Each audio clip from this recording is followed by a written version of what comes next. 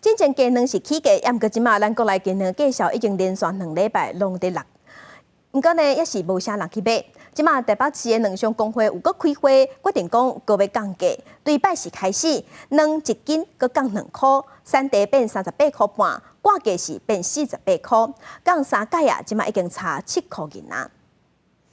会面内底工作人员当伫整理进货鸡卵，业者讲暗时进货量会搁较济，到时可能会贴搁较甜。甲年初无地通买卵的情形来比，即马柑仔店甲店头需求减少，生理歹。卵商讲进口卵的争议影响消费者的信心，部分县市的营养午餐无用液体卵，加减冲击到消费量。甲来当继续甲价降价。现在已经是滞销，所以最近已经连续2个礼拜都有跌价的状况，所以后面也有可能不排除会再跌价。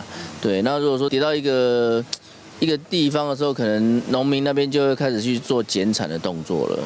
连续2礼拜落价，台北市卵商工会初7决定搁降2块，连续落价3届，1斤累计属7块，产地价销已经加38.5块，大麦价销是48块。产地价销年外以来，嘛头一届落到40块以下。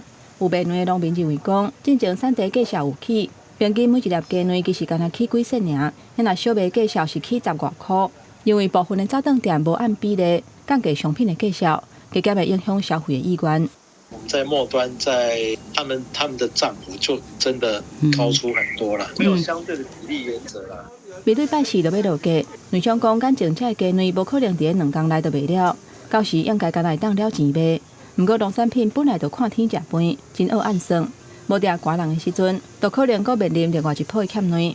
希望接落来天气较冷了后，鸡卵的消费量会当提升。记者综合报道。